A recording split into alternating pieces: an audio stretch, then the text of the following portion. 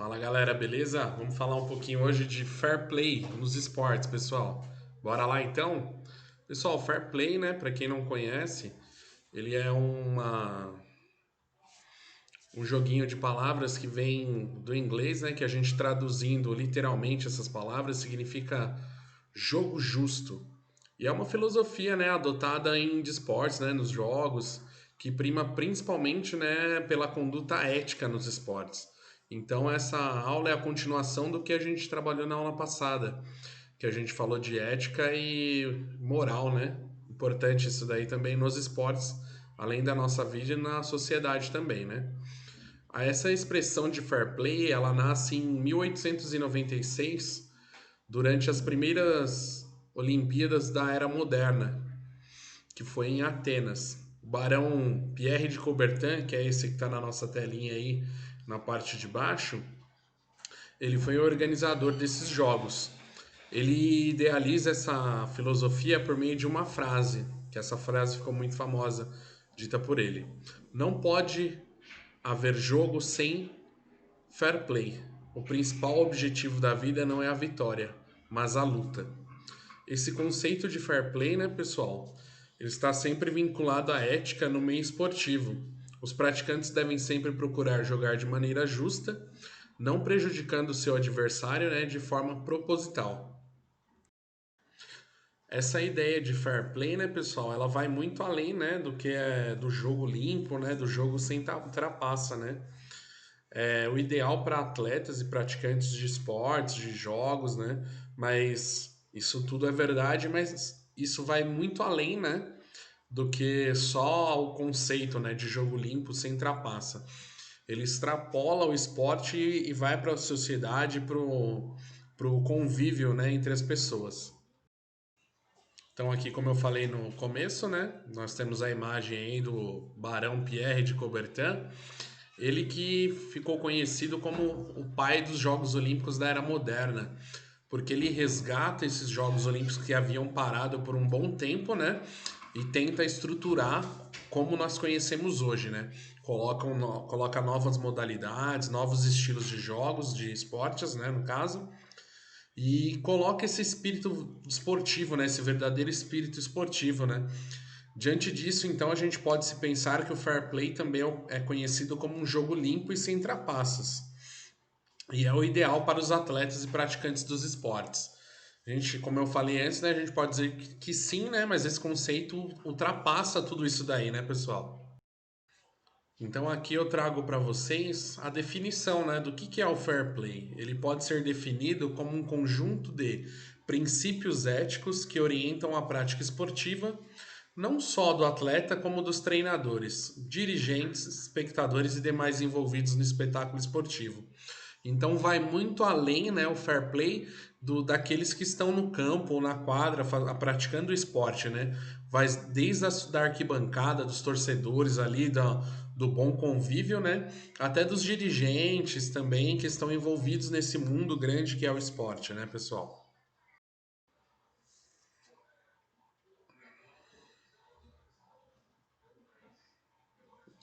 Então, né, pessoal, a gente vê isso daí, né? Falando da definição de fair play, né? Pode ser definido como um conjunto de princípios éticos que orientam a prática esportiva não só do atleta, como dos treinadores, dirigentes, espectadores e demais envolvidos no espetáculo esportivo. Então, o fair play ele é uma coisa muito grande, muito abrangente, né? Que vai desde os atletas que estão em campo, em quadra, praticando, como os torcedores que estão ali, que tem que ter um bom convívio nas arquibancadas, né? Como de treinadores, como os da comissão técnica, dos dirigentes, né? Que envolve esse mundo por exemplo, do futebol, né? Um oferece mais dinheiro para o atleta, para ele trocar de time, para ir para outra seleção, para outro campeonato, né? Tudo isso daí envolve o fair play também, né, galera? Na nossa apostila, pessoal, traz um caso muito interessante que aconteceu também aqui no Brasil, né? Mas na apostila fala do jogador Aaron Hunt, que sofre um pênalti, o juiz marca esse pênalti nele, ele se levanta e fala que ele não sofreu esse pênalti. Nós tivemos aqui no Brasil também o caso do atleta Rodriguinho do São Paulo, que derruba o atleta, o Jô, né, que voltou a jogar no Corinthians agora, e o juiz marca pênalti, né? E ele fala: "Não, eu derrubei mesmo, foi pênalti e tal". Então acontece isso muito, né? E esse jogador, o Rodriguinho, ele foi muito crucificado, foi muito atacado, porque acabou prejudicando a equipe dele. Mas ele falou que ele tinha que ser assim, ele teve que aplicar ali o fair play, né? Ele como atleta, ele deu várias entrevistas falando, não, tenho que ser honesto comigo mesmo, honesto com a minha equipe, com as pessoas que estão envolvidas ali no jogo, e ele queria deixar isso de exemplo para os filhos dele, para a família dele. Foi muito bacana isso daí, tá? Então aqui no caso do Aaron Hunt, que é um jogador do Werder Bremen, da Alemanha, depois de um passe de Aaron Hunt do Werder Bremen, deveria ser valorizado, né? Depois disso daí.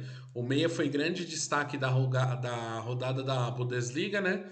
Porém, não por um gol marcado, por um drible ou por uma jogada, né? Ele foi destaque por ter seguido o fair play, tá? Eu vou mostrar as imagens para vocês aí, para vocês acompanharem e ver como é que foi essa situação. Vamos acompanhar então, pessoal?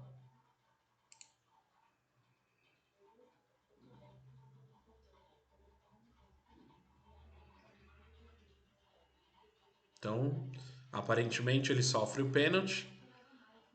Ele vai até o juiz e fala: Não, não sofreu pênalti, se desculpa com o pessoal.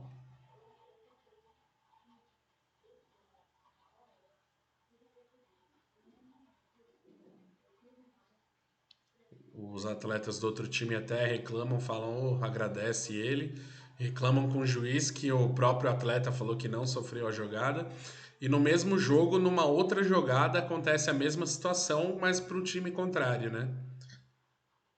Só que dessa vez o jogador sai da situação, né? Fala que não foi nada também, e o outro time agradece. Esse aí é o Aaron Hunt, jogador do Werder Bremen. Legal, né, pessoal?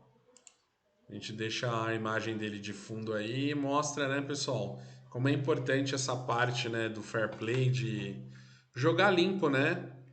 Muitas vezes isso não acontece, né, não só no esporte, mas também na vida, né? A gente vê muito esse tipo de situação aí, principalmente na política aí, ou de empresas que querem conseguir um contrato milionário aí e tentam jogar sujo aí. Isso a gente vê muito na nossa sociedade, né? Mas a gente está aí para lutar contra isso daí, ver os conceitos, rever os nossos conceitos, né, pessoal? Que é muito importante. Então, de acordo, né, pessoal, com o que a gente viu, né, a gente pode concluir que o fair play ele se alimenta de ações virtuosas, né, que envolvem honestidade, modéstia e solidariedade, principalmente.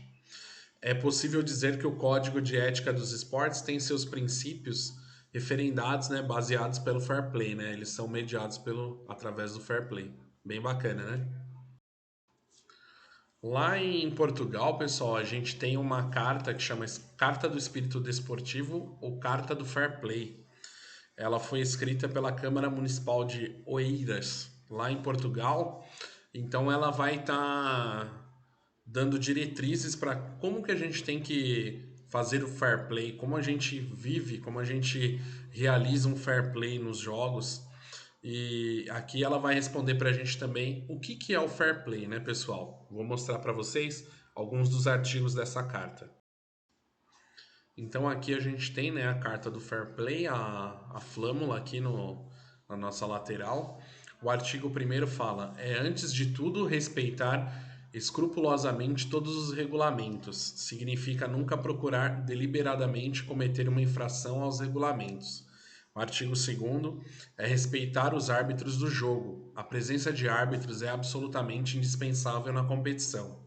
Eles têm um papel difícil e ingrato a desempenhar. Eles merecem o respeito de todos. O terceiro artigo é aceitar todas as decisões do árbitro, sem nunca pôr em causa a sua honestidade. É difícil, né, pessoal? Tudo isso, né? Esses três primeiros artigos aí são complicados da gente respeitar. A gente quer muito, sempre visa muito a vitória, né? Mas a gente também tem que ver o lado esportivo, o lado do juiz, né? Essa parte também é muito importante para nós, praticantes de esportes, né? Então, continuando, né, o artigo 4º é reconhecer com dignidade na situação de vencidos a superioridade do adversário. Artigo 5º é aceitar a vitória com modéstia e sem ridicularizar ou diminuir o adversário. Artigo 6º é saber reconhecer os bons resultados do adversário. Artigo 7º é querer competir em igualdade de circunstâncias com o adversário. É contar apenas com seu talento e as suas capacidades para alcançar a vitória. Então, importante todos esses artigos também, né, pessoal? Que diz sobre o vencer e o perder, né? Aceitar a sua vitória, mas aceitar a sua derrota também, né? Respeitar aquele que perdeu e respeitar aquele que ganhou. Muito importante isso daí. Os dois últimos artigos, pessoal. O oitavo é recusar ganhar por meios ilegais ou fraudulentos. O nono significa para os árbitros conhecer bem todas as regras e aplicá-las com imparcialidade. Importante também que o árbitro também tem que realizar um fair play, né, pessoal? Então, ele tem que conhecer as regras do esporte, praticá-las da melhor forma possível e ser imparcial nessa prática. Então, pessoal, se a gente analisar bem essa carta, né, ela evidencia algumas características que devem ser importantes do esporte, né, que é orientado pelo fair play, que são, por exemplo, está sustentado pelo respeito a todos os agentes envolvidos direta ou indiretamente na prática desse esporte. É pautado pelo princípio de justiça e pelo respeito incondicional às regras e aos regulamentos que orientam a sua prática. E honestidade e justiça são os requisitos para que o resultado do jogo seja efetivamente consagrado. Bem legal isso, né? E aqui, né, pessoal, como mensagem final referente ao fair play, né? O jogo não é uma guerra. Ninguém gosta de perder, mas a derrota deve ser aceita como reconhecimento de que a outra equipe foi melhor. Aqueles que perdem hoje podem ser os ganhadores de amanhã. Sempre haverá outro dia para jogar e competir. Exige que nenhuma pessoa seja humilhada por razões étnicas, de gênero ou religiosas. Representa um modo de pensar e agir que se fundamenta na amizade, no respeito pelo outro e no espírito esportivo. Não admite o uso de meios ilícitos como doping, violência e corrupção para levar alguma vantagem. Então essa daqui é a mensagem central dos esportes e o fair play, né? Que nós temos que aplicar essa carta do fair play e tentar realizar os esportes, os jogos que a gente pratica da melhor forma possível, né, pessoal? E eu já deixo um ganchinho para a nossa próxima aula, que vai falar sobre meios ilícitos e o doping, tá? Pessoal, nossa aula de hoje foi essa. Agradecer a participação e a atenção de vocês, pessoal, e até mais.